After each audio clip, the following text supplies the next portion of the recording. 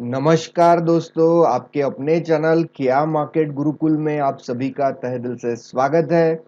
जो लोग first time हमारे चैनल को विजिट कर रहे हैं, तो हमारे चैनल को सब्सक्राइब कीजिए और सब्सक्रिप्शन का स्क्रीनशॉट ये दिए गए नंबर पे व्हाट्सएप कर दीजिए। सो हमारे एंड से आपको बैंक निफ्टी ऑप्शन स्ट्रेटेजी का फ्री में हैंडबुक भेजा जाएगा। बहुत बढ़िया तरीके से वर्क करता है। अभी भी मार्केट में जिस हिसाब से बैंक निफ्टी के मूव्स आए हैं, वो सारे के सारे मूव्स वो हैंडबुक में कैप्चर, मतलब उसको यदि आप पढ़ते थे, उसको अप्लाई करके देखते थे, थोड़ी सी प्रैक्टिस करते थे, तो बहुत बढ़िया तरीके से आउटकम बैंक निफ्टी में उसने दिया है। राइट। तो आज का जो सेशन है, आज के सेशन की शुरुआत हम लोग एक स्टोरी से करेंगे। स्टोरी सबको पसंद आती है, तो चलिए स्टार्ट करते हैं स्टोरी। तो दोस्तों, स्टोरी को स्टार्ट करते करते आप ये देख सकते हो, अभी 26 जुलाई मतलब कल से we are starting the mentorship program. नया प्राइस एक्शन का बैच स्टार्ट हो रहा है। इनका पहला सेशन होगा 28 ऑफ जुलाई को। तो इफ यू आर इंटरेस्टेड, सो आप इसका पार्ट बन सकते हो। 28 जुलाई को उसका फर्स्ट सेशन होगा। उसके पहले उसकी उनकी साइकोलॉजी प्रोफाइलिंग होगी। तो स्टोरी जो मैं बोलना चाहता था, वो स्टोरी ऐसे है कि एक बहुत होनहार स्टूडेंट था स्कूल में। तो मतलब पूरे स्कूल में उसका नाम था कि he is very sincere, he is very talented. तो एक दिन मास्टर जी को लगा, मास्टर जी तो जो थे उसके क्लास के जो टीचर थे, टीचर को लगा कि मतलब चलो इसको कुछ क्वेश्चन मैं पूछता हूँ। तो टीचर ने उसे पूछा कि मैंने सपोज आपको एक आम दिया और एक आम दिया और उसके बाद एक आम दिया, तो आपके पास टोटल कितने आम हुए? तो लड़के ने आंसर दिया, मेरे पास 4 आम हुए। तो मतलब जो प्रिंसिपल थे, वो प्रिंसिपल भी बाहर से खिड़की से झांक रहे थे क्लास में, वो भी इसको देख रहे थे। फिर से उनको लगा यार ये ऐसे कैसे बोल रहा है, इतना टैलेंटेड बच्चा है ये। 3 मैंगो कैसे आंसर मतलब होते हैं, और ये आंसर दे रहा है 4। टीचर को लगा इसने सुना नहीं है। फिर से टीचर ने पूछा उसको कि मैंने आपको एक मैंगो दिया, फिर एक मैंगो दिया, उसके बाद और एक मैंगो दिया, तो आपके पास टोटल कितने मैंगो हुए? उसने फिर से आंसर दे दिया 3। टीचर और सरप्राइज हो गए। टीचर को थोड़ा सा गुस्सा आने लगा। फिर से टीचर ने सेम क्वेश्चन रिपीट किया, आंसर सेम आया कि मेरे पास 4 आम है। तो वो टीचर को लगा यार चलो अभी ये छोड़ देते हैं। उसको पूछा यार मैं यदि तुमको एक बनाना दूं, उसके बाद और एक बनाना दूं, उसके बाद और एक बनाना दूं, तुम्हारे पास टोटल कितने हुए?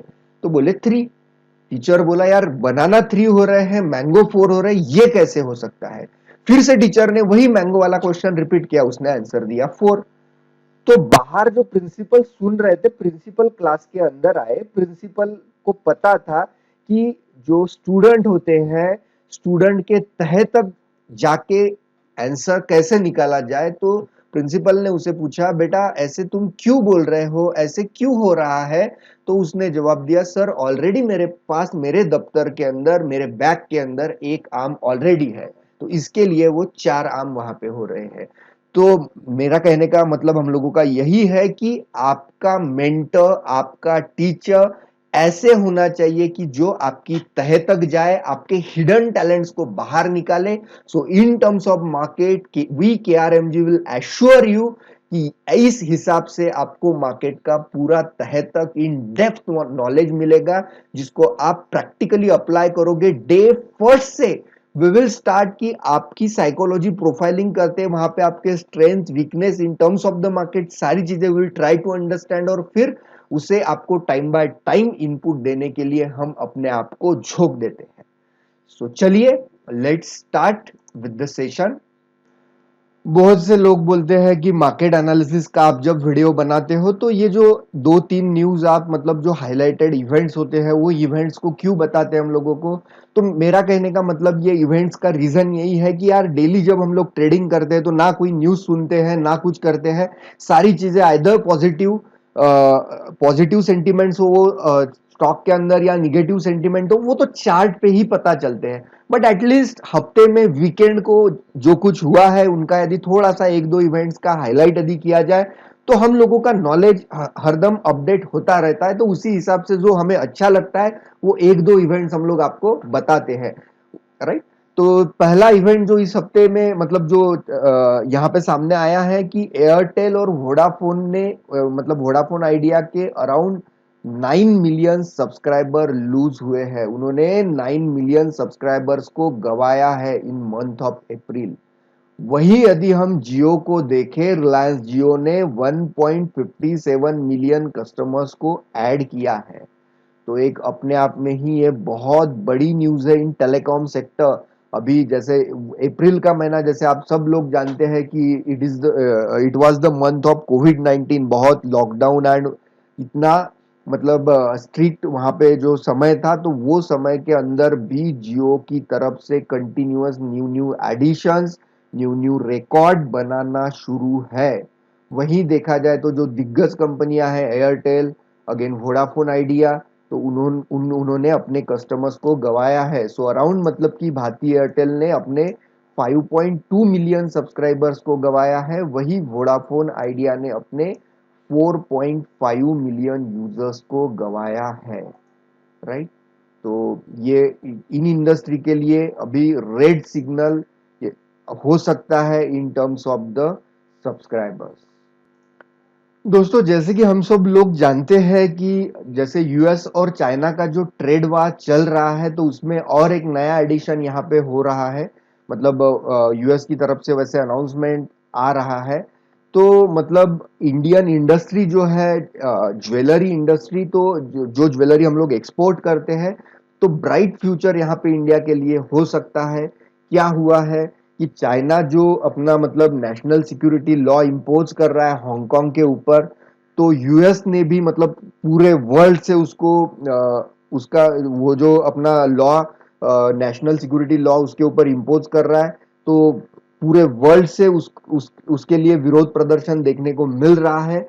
और मतलब यूएस ने इंडिकेशन दे दिया है कि अभी जो ड्यूटी है, जो गुड्स आता है चाइना से, तो उसके ऊपर वो हाइक कर रहे हैं फ्रॉम 3.3% से 7.5% तक। तो इंडिया के लिए बहुत बड़ी ज्वेलरी की अपॉर्चुनिटी अपकमिंग डेज में देखने को मिल सकती है due to this US China trade वार।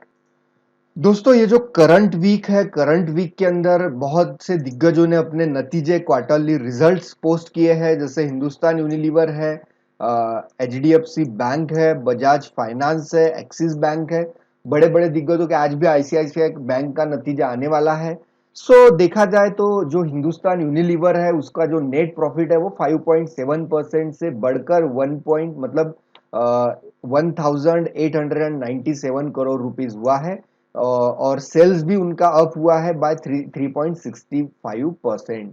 वही देखा जाए एचडीएफसी बैंक का, तो इतना इसके कोविड के मतलब कोविड के दिनों में भी एचडीएफसी प्रॉफिट का जो Q1 का प्रॉफिट है वो बढ़ा है अराउंड 20% से, अभी जो हुआ है 6,658 करोड़ रुपीज।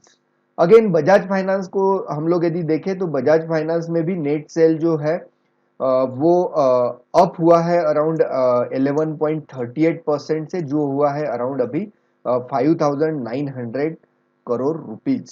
और एक्सिस बैंक को भी हम लोग यदि देखें, तो एक्सिस बैंक का जो Q1 का जो प्रॉफिट है वो गिरा है बाय 19%, और अभी वो हुआ है अराउंड 1,112 करोड़ रुपीज। तो दिग्गजों के नतीजे आए, इवेंट भरा मार्केट था, बहुत बड़ी हलचल भी मार्केट के अंदर इन terms of the day trading देखने को मिली है। कुछ दिन मार्केट बहुत स्लगिश था, लेकिन अभी लास्ट दिन यदि देखा जाए तो मार्केट ने बहुत बढ़िया मूव यहाँ पे दिया है। दोस्तों, सेक्टर्स की यदि हम लोग बात करें, तो एनर्जी सेक्टर लीड कर रहा है 6.38% से। अगेन निफ्टी बैंक उसको फिर अपना ये दे रहा है अराउंड 3+17% से। Top gainers, weekly top gainers है। और आईटी सेक्टर ने भी अच्छा यहाँ पे परफॉर्म किया है। वही हम लोग वीकली टॉप लूजर्स की बात करें, तो फार्मा लीड कर रहा है यहाँ पे, देन उसके बाद एफएमसीजी, और उसके बाद मेटल सेक्टर का नंबर यहाँ पे आ रहा है। दोस्तों, एफआईएस और डीआईएस का यदि ये वीक का डेटा देखा जाए, तो अच्छी बाइंग हुई है एफआईएस की तरफ से। और हम लोग यदि डीआईएस को देखें, ये डेली ट्रेडिंग एक्टिविटी का डेटा है उनका। और एफआई का भी जो डेली डेटा है, तो एफआई की तरफ से थोड़ी सेलिंग यहाँ पे बढ़ती हुई इस हफ्ते में दिख रही है। राइट। इनको यदि मंथली बेसिस यदि हम लोग कंपेयर करें, मंथली के हिसाब से कंपेयर करें, तो मंथली में अभी अराउंड एफआई जो सेलिंग में था वो अभी 16 करोड़ रुपीज के बाइंग के अंदर आ चुका है।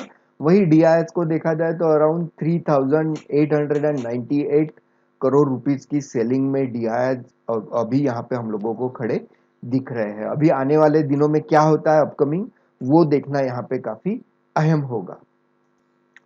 निफ्टी का दोस्तों ये वीकली टाइम फ्रेम का चार्ट है। वीकली टाइम फ्रेम में यदि हम लोग यहाँ पे निफ्टी को देखते हैं तो हम लोगों को समझ में आएगा कि बहुत ये जो फॉल हुआ था, ये फॉल के बाद बहुत बढ़िया तरीके से मतलब निफ्टी अभी रिवर्स यहाँ से हुआ है और अराउंड अभी अपने 78% को फिबोनाची रिट्रेसमेंट को यहाँ पे टच करता हुआ निफ्टी फिलहाल दिख रहा है। ये भी लेवल जो है अहम लेवल उसके लिए अराउंड 11,630 का अहम लेवल, अहम रेजिस्टेंस उसके लिए फिलहाल दिखाई दे रहा है। अभी देखना अहम होगा कि वो कैसे रिएक्ट करता है, उस हिसाब से ही हम लोगों को ट्रेडिंग डिसीजन यहाँ पे लेना है। लेकिन अभी अगला हफ्ता जो आने वाला है, अगले हफ्ते में हम लोगों ने क्या करना चाहिए उसको भी एक बार हम लोग यहाँ पे देख लेते हैं।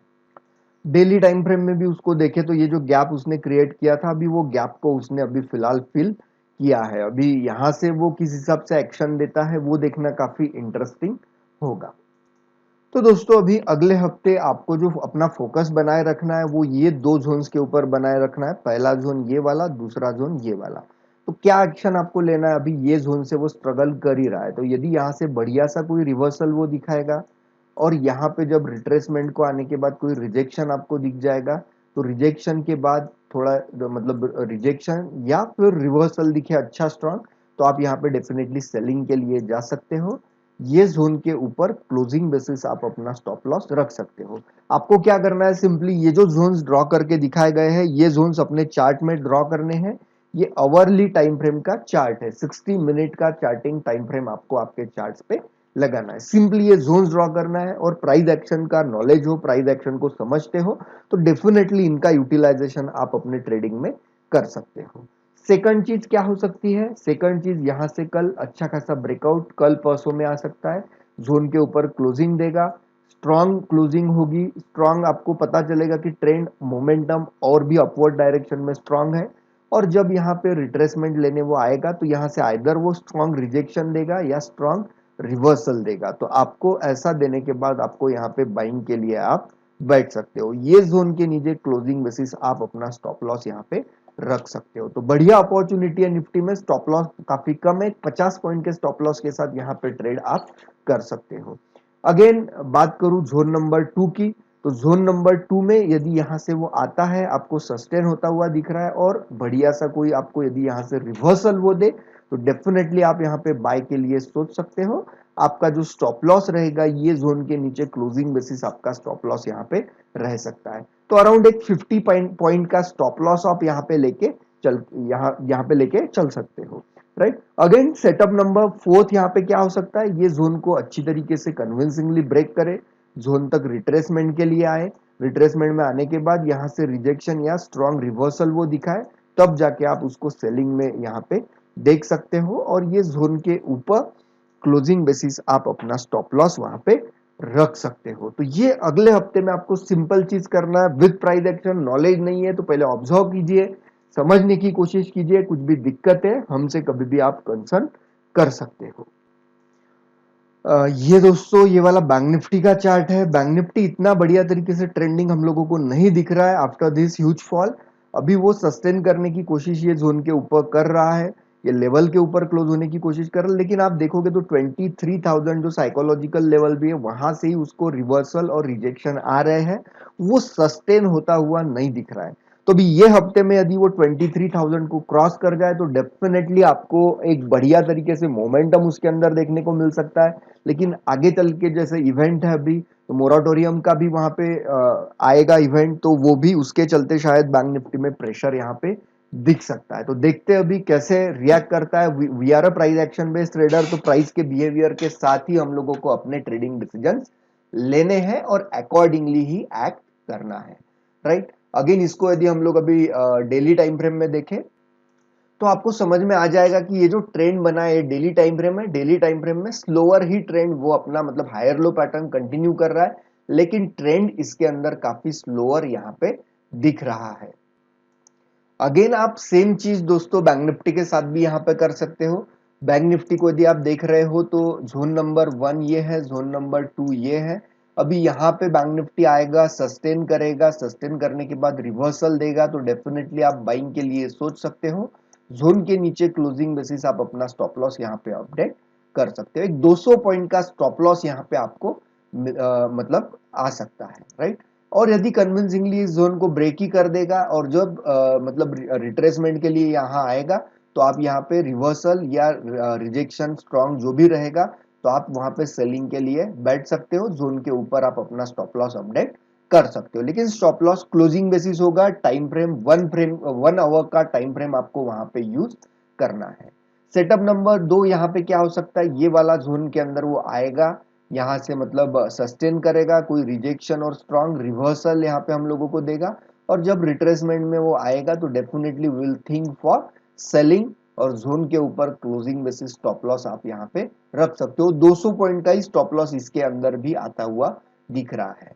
और यदि वो कन्विंसिंगली ऊपर ब्रेक कर जाए 23,000 के ऊपर भी वहां पे वो सस्टेन कर जाए तो डेफिनेटली आपके लिए बाइंग अपॉर्चुनिटी यहाँ पे ओपन हो जाएगी। जो ये जोन पे रिट्रेसमेंट और रिवर्सल या रिजेक्शन देगा तो आप यहाँ पे डेफिनेटली बाय कर सकते हो, और ये जोन के नीचे क्लोजिंग बेसिस आप अपना स्टॉप लॉस रख सकते हो। सो उम्मीद करता हूं दोस्तों जो चीजें हम लोगों ने यहाँ पे आपको बोली है, जो चीजें हम लोग रेगुलर बेसिस आपको बोलते आते हैं, जो मेंटरशिप का इंपॉर्टेंस आपको समझाते आते हैं, तो वो सारा आप समझ रहे हो और अकॉर्डिंगली अपना प्लानिंग यहाँ पे कर रहे हो। सो उम्मीद करता हूं कि आपको पॉजिटिविटी मिल रही है और आप भी अपने ट्रेडिंग में इस पॉजिटिविटी का यूटिलाइजेशन कर रहे हो। So thank you for watching this video. Thank you for your time. God bless you all. Thank you.